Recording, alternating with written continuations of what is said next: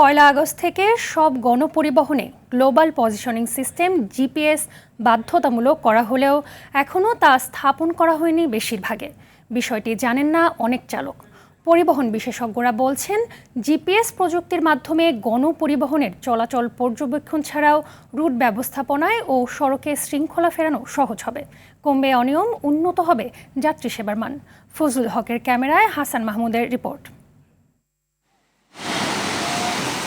দেশের সড়কে শৃঙ্খলা ফেরাতে গত পয়লা আগস্ট থেকে সব গণপরিবহনে গ্লোবাল পজিশনিং সিস্টেম জিপিএস সংযোগ এবং তা সচল রাখা বাধ্যতামূলক করেছে বিআরটিএ। নতুন নিবন্ধন ও ফিটনেস সনদ নবায়নের ক্ষেত্রেও দেখাতে হবে জিপিএস সংযুক্তির প্রমাণ। এর মধ্যে বিভিন্ন কোম্পানির গাড়িতে জিপিএস সংযোগ করা হলেও বেশিরভাগ পরিবহনে এখনও যুক্ত হয়নি এই প্রযুক্তি। সঠিক জানি না, তবে আজকে জানলাম, এটা জানতাম না। কথা চলতেছে, লাগাই দিবে দু একদিনের মধ্যে। আমাদের কোম্পানি লাগাই দিছে, আমার মহাজন লাগাই দিছে, জিপিএস এর লোক ডাকে নিয়ে তারপর এটা লাগাই দিছে। তুলে নিতে পারে না, আবার মনে করেন আমাদের জন্য সুবিধা, মালিকরা কোন দিকে আমরা কোন দিক গাড়ি লয়ে যাইতে পারি না যাই বই থেকে দেখতে পারি। যাত্রী কল্যাণ সমিতির মহাসচিবের মতে, শুধু জিপিএস স্থাপন করলেই গণপরিবহনের কাঙ্ক্ষিত উন্নতি হবে না।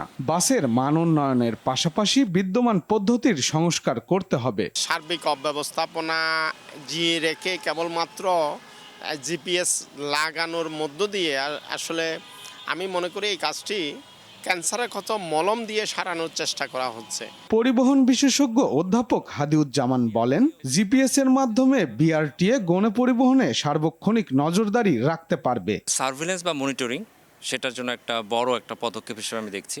বিআরটি এখন নজরদারির মধ্যে রাখতে পারবে যে বাসগুলো যে রুটে চলার কথা, যে গতিতে চলার কথা এবং যেখানে থামার কথা না সেখানে থেমে আছে কিনা, এই বিষয়গুলো তদারকি করা অনেকটা আসলে প্রযুক্তি নির্ভর হওয়াতে সহজ হয়ে যাবে।